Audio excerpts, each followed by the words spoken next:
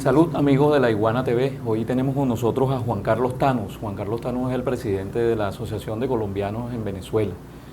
Queremos hablar con él, por supuesto, en primer lugar, acerca de las recientes declaraciones de un alto funcionario colombiano en torno a discriminar a la población venezolana que pudiera estar solicitando alguna ayuda, algún programa social en la República Hermana. Y queríamos, primero que nada, entonces, preguntarle si hay alguna justificación para que una alta autoridad colombiana diga algo como eso, que parece ser una gran inconsecuencia, tomando en cuenta pues todo lo que Venezuela y el pueblo venezolano han hecho por los colombianos en situación de dificultad. Pero yo creo que no hay justificación alguna en términos de lo social, en términos de la hermandad que nos une con el pueblo bolivariano de Venezuela. Pero lógicamente tiene que haber una consecuencia injusta en la identificación de la lucha de clases que se exacerba desde este sector de la oligarquía colombiana.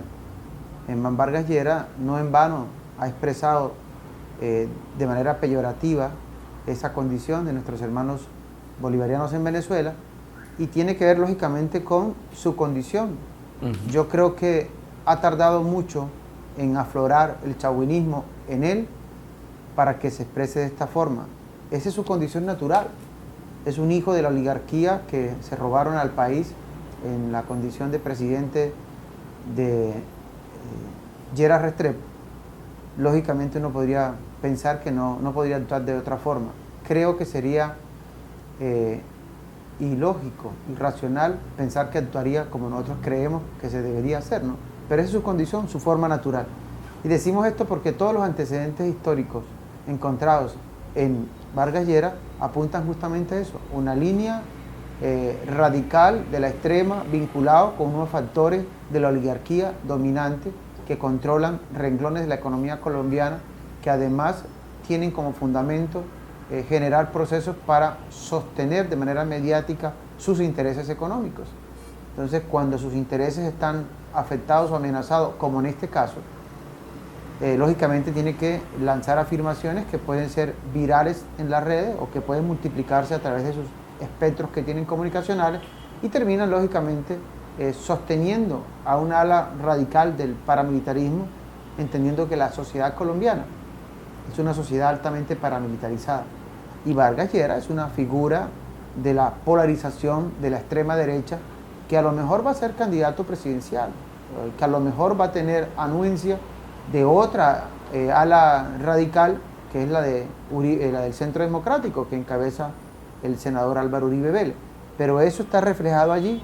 Eso nos muestra que hay una lucha de clase y nos muestra la condición de dónde viene Hernán Vargas Llera. Lo que no se puede concebir en ningún término es que en el municipio de Tibú, en el norte de Santander, municipio que además tuvo una arremetida violenta del paramilitarismo, y esa población salió despavorida buscando protección, ¿dónde? En el único escenario más cercano que encontramos, que es Venezuela, donde la Cancillería, la Comisión Nacional para los Refugiados, en ese momento en cabeza de Ildefonso Finol, asumió la postura patriótica, además en marco de los acuerdos contemplados en las dinámicas internacionales, los tratados y acuerdos que tiene Venezuela para generar protección, facilitó el mecanismo para darle protección internacional a los pobladores de Tibú, en el norte de Santander, que cruzaron la frontera y llegaron al territorio venezolano. Entonces uno no concibe eso de esa forma, pero entendemos que es un proceso de la oligarquía allí en Tibú, pero además intentando macartizar a toda expresión bolivariana originada desde Venezuela, porque hay un temor, y es que la inversión social, el desarrollo social venezolano logre llegar con el aroma de lo que se tiene en Venezuela a el Palacio de Nariño. Yo creo que ese es el fundamento esencial con el cual están exacerbando su condición de derecha. Sienten temor, y sienten temor lógicamente porque en la frontera, indistinto de los problemas que tenemos, contrabando, narcotráfico, conflictividad urbana, la situación de orden social, la precaria situación de orden social que tenemos en la frontera, indistinto de eso, el pueblo colombiano en la frontera reconoce las bondades de este gobierno, que no en vano se compara con el modelo colombiano. Decimos eso porque tema de salud, la gente prefiere venir al barrio adentro, sin pedirte documento alguno te atiende. con todas las dificultades que uno puede hoy apreciar en este costado y que obedecen lógicamente a esa guerra de baja intensidad que es parte del desarrollo de la guerra económica. Por eso creemos que justificado en el sentido de su postura en la lucha de clases, injustificado en el pueblo que recibe esas afirmaciones y no ha salido hoy a pronunciarse. ¿Y qué repercusión tiene eso en el colombiano común? Es decir, ¿hasta qué punto esa actitud de este alto funcionario puede tener algún tipo de eco en el colombiano que está en Venezuela o en el colombiano que vive en la zona fronteriza? Mire, lo primero es que hay que, antes de responder, hay que resaltar que producto de estas declaraciones del vicepresidente Germán Vargas Lleras fue asesinado en Saravena, en el departamento de Arauca, un ciudadano de nacionalidad venezolana. Es decir, ya cobró la primera vida las declaraciones peyorativas, macartizadoras de Germán Vargas Lleras y fue asesinado un ciudadano por su única condición, ser venezolano. Ahí está el reflejo o el efecto que empieza a producirse, a conocerse luego de estas declaraciones. El ciudadano de origen venezolano asesinado en Saravena, en el departamento de Arauca, era oriundo del estado Lara de Barquisimeto. Nos preocupa lógicamente eso porque eso ya entra a generar una dinámica desalentadora lógicamente para los procesos de integración. Incluso he allí para responder, produce esa afirmación por parte del vicepresidente Germán Vargas Lleras en la colombianidad cierto temor, porque si este pueblo llegase a responder de la misma forma, pues primero nos preocuparía muchísimo. Si este pueblo y si este gobierno llegara a responder de la misma forma que lo hace el gobierno colombiano en sus procesos de deportación, ¿para dónde o qué? Esto podría ser hasta un titular, ¿no? ¿Qué haría Colombia si Venezuela llegase a deportar 2 millones de colombianos? ¿Qué haría Colombia si Venezuela llegase a deportar los 580.000 colombianos en situación de irregularidad migratoria que hay en Venezuela? ¿Qué impacto de orden social y económico se estaría produciendo en Venezuela, en Colombia, cuando esa población está siendo sostenida? Es decir, Venezuela cubre los efectos que ha producido la falta de políticas económicas para la población colombiana en Venezuela. Toda esa población que se viene aquí, que además es parte de los pobres, una franja importante de esos pobres, estamos en el territorio venezolano, pero además las desigualdades frente al tema de educación y de salud también le toca a Venezuela asumirlo. Entonces, ¿qué efecto tendría el que Colombia tuviese que recibir 580.000 deportados del territorio venezolano? Afortunadamente, el gobierno venezolano no responde de la misma forma y por el contrario acentúa más las políticas sociales que benefician a la migración colombiana. Si hay una migración, si hay una corriente migratoria agradecida y por el favorecimiento que ha tenido, es la de origen colombiano. Nosotros en la Cuarta República éramos tratados casi que en el mismo discurso de Vargas Lleras. Es decir, Vargas Lleras nos retrotrae a la Cuarta República para la migración colombiana.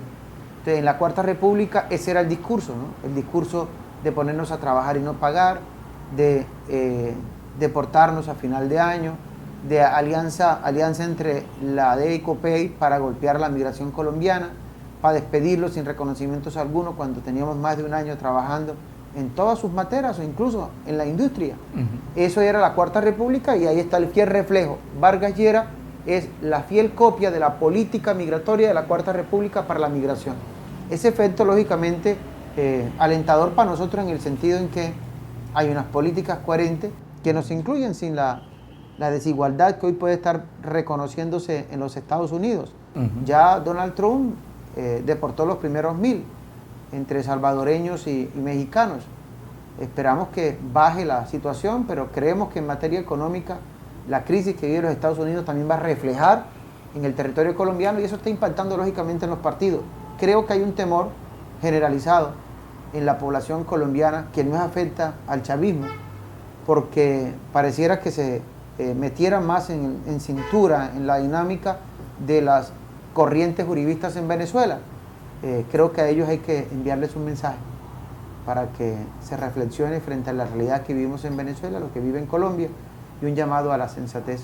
Creo que es el momento de esgrimir más bien posibilidades de juntarnos para reconciliarnos que darle posibilidad alguna.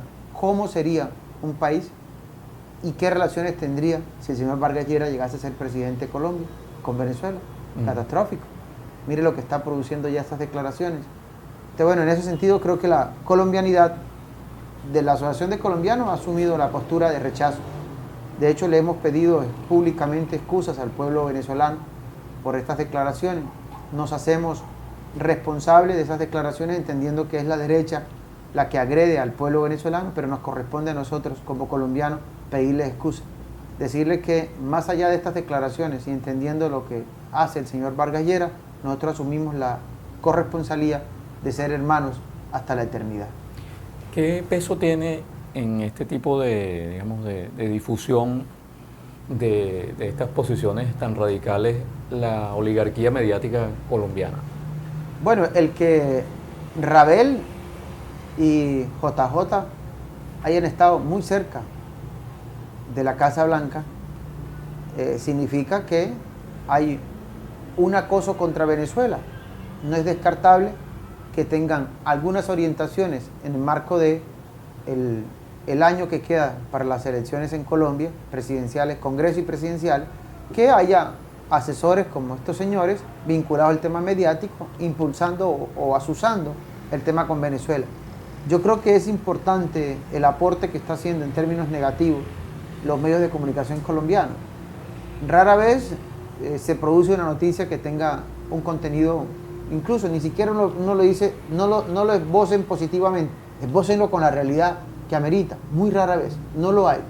De hecho, usted puede resaltar todas las situaciones que se presentan en frontera y regularmente frente a una medida tomada por Venezuela, los medios, entre ellos el diario La Opinión en Cúcuta y el resto de diarios en el orden nacional, lo que hacen es, uno, tergiversar para confundir el tema del contrabando, el empobrecimiento del Bolívar, la fijación del Bolívar Cúcuta, el tema de la gasolina, el tema de la extracción, la vinculación de trata de colombianos allí por el tráfico de la movilidad irregular de colombianos y colombianas por la frontera. Esos componentes están asociados lógicamente a campañas para desestabilizar Venezuela. Los medios de comunicación, que además son no solo el quinto poder, allá son el cuarto poder, son el primer poder en Colombia. De hecho, usted encuentra que los medios de comunicación tienen una relación estrecha con y los gobiernos. Con el gobierno actual hay una comunicación permanente. De hecho, este gobierno y este presidente viene de un sector de los medios. Y más allá hay una relación de burguesía a burguesía, de oligarquía a oligarquía, de derecha a derecha, en términos mediáticos. Caracol, ¿a quién le copia o quién tiene aliado aquí? Igual ocurre con RCN. Y lógicamente los medios alternativos no tienen la fuerza aún para contrarrestar eso. Por eso la campaña debe hacerse desde la colombianidad para nuestros hermanos colombianos en Colombia, para ir contándole las bondades de este proceso y las dificultades que tenemos ahí frente a la avanzada de esta guerra de baja intensidad que hace parte de la guerra económica. Pasando un poco a otro tema, se señala con mucha frecuencia que buena parte de la violencia criminal que azota a Venezuela, especialmente a sus grandes ciudades y también a la zona fronteriza, son un producto del paramilitarismo colombiano, una gran influencia del paramilitarismo colombiano. Ustedes como asociación, ¿cómo manejan ese tema? ¿Qué información tienen al respecto? Bueno, fíjese, el paramilitarismo de origen colombiano en Venezuela ha tenido alta incidencia. De hecho, las estructuras paramilitares controlan parte del contrabando fronterizo. No en vano han crecido en los últimos 3 años la presencia del paramilitarismo en las zonas fronterizas. Si usted revisa el mapa colombiano, va a encontrar que en La Guajira, independientemente de la condena a Kiko Gómez, gobernador de La Guajira, las estructuras del paramilitarismo en función del negocio del contrabando y de los productos que aún se llevan de Venezuela, pues es permanente, han crecido, ya tienen mucho más infraestructura, ya tienen mucho más galpones, tienen mucho más bodegas, tienen una red de distribución y de control casi que absoluta de La Guajira hacia abajo. De la misma manera, lo que colinda con el departamento del Cesar, desde Venezuela, es un escenario de control permanente del paramilitarismo, porque el paramilitarismo tiene la primera fase de desarrollo, que es el tema económico-financiero, la segunda fase, que es el tema del control social, territorial, y la tercera fase, que tiene que ver con el control político. En esas 3 fases, han logrado penetrar en algunos escenarios venezolanos, pero la frontera está totalmente cundida frente a este ejercicio. Y del paramilitarismo en Venezuela, en el caso de Norte Santander, tienen acento mayoritario en Cúcuta. Los 40 municipios de Norte Santander han tenido históricamente un comportamiento ligado al antivalor que hoy representa el paramilitarismo. El Catatumbo, Tibú, que lo hemos señalado, fundamentalmente Cúcuta, que se volvió como la zona metropolitana en donde el desarrollo económico producto de la economía venezolana ha sido mucho más constante, ¿no? Allí hay un desarrollo del paramilitarismo. Hay que recordar que el paramilitarismo penetra Venezuela en alguna de sus fases, en el caso concreto de Cúcuta, a través del Iguano. Carlos Castaño delegó a Mancuso, Mancuso delega en Jorge Iván Laverde, alias el Iguano, la creación del bloque frontera, del bloque Catatumbo, como un ejercicio de control del paramilitarismo en esta parte. Y lo hicieron pensando ni siquiera en acabar con las guerrillas, sino tener control de orden económico, porque ese es en esencia el primer eslabón del paramilitarismo. En su construcción natural es eso.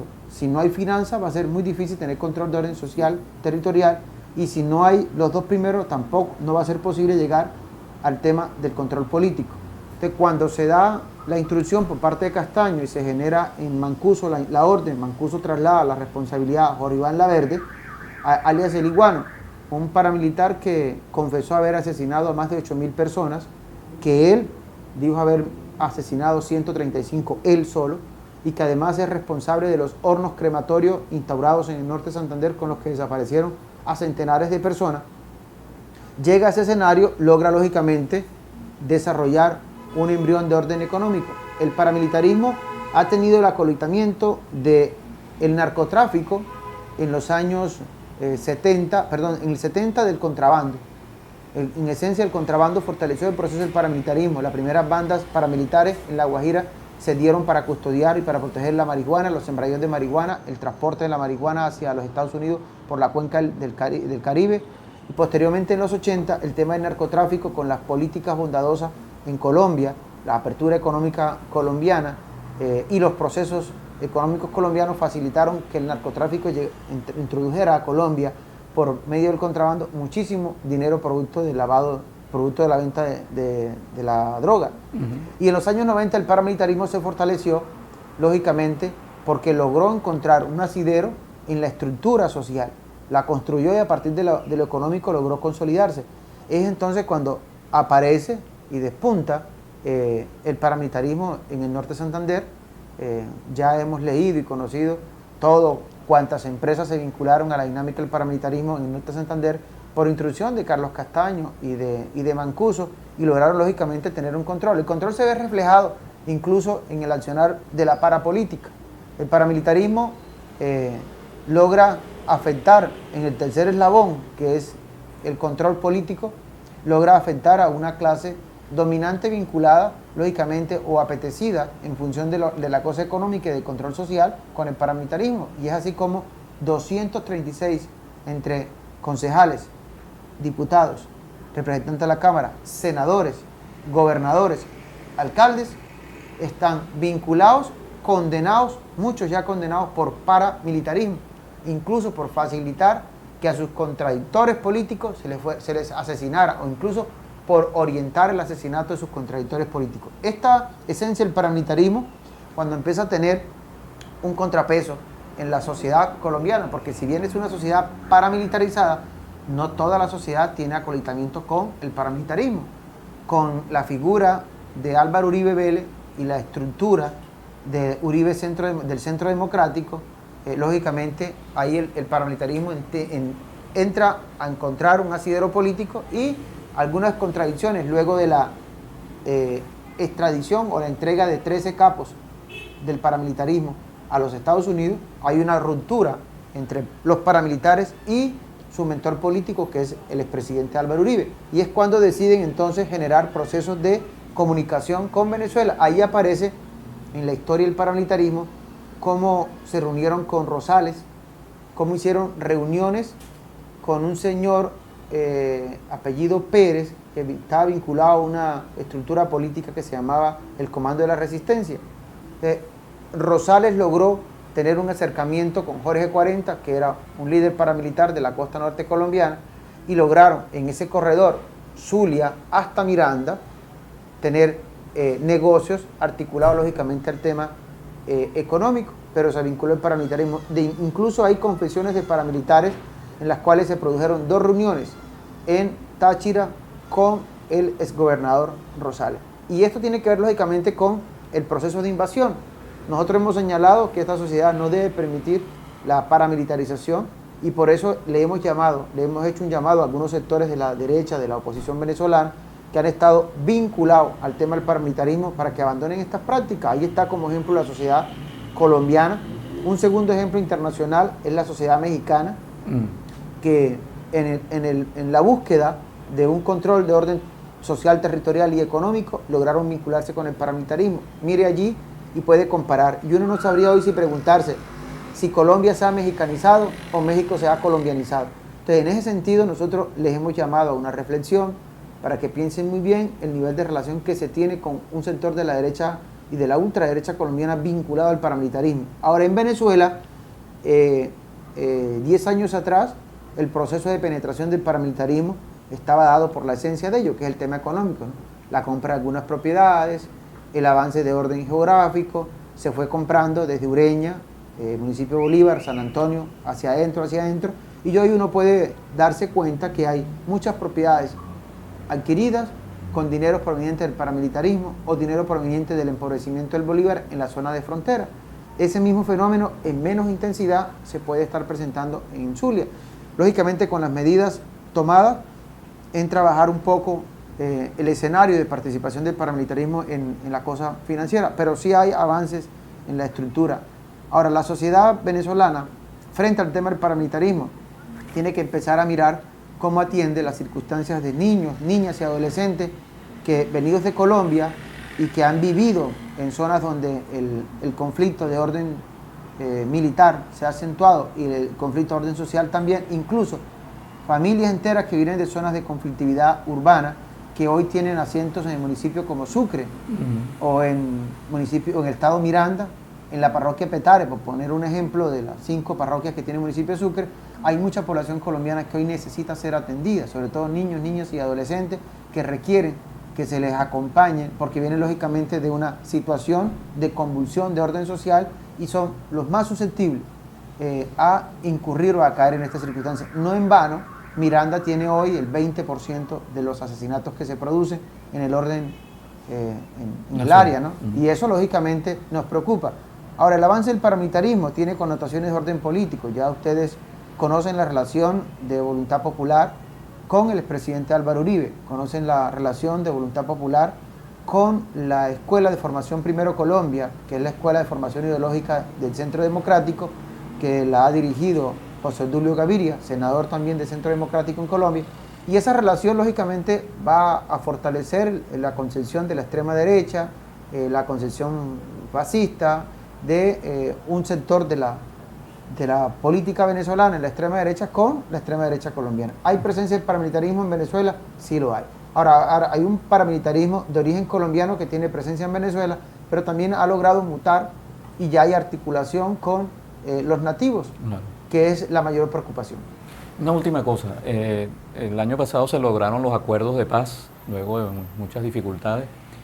Para la colonia colombiana en Venezuela, para los colombianos en Venezuela, ¿eso tiene alguna repercusión en el sentido de que se va a producir o se está produciendo ya algún tipo de retorno, algún tipo de esperanza de volver a Colombia? Vea, la paz es una cosa compleja, ¿no? Nosotros, desde la Asociación de Colombianos, desde Colombianos y Colombianas por la Paz en Colombia y desde Venezuela, hemos estado ayudando permanentemente. ¿Para qué? Para que Colombia logre la reconciliación. La paz debe ser un ejercicio de voluntades, entre ellas la voluntad política.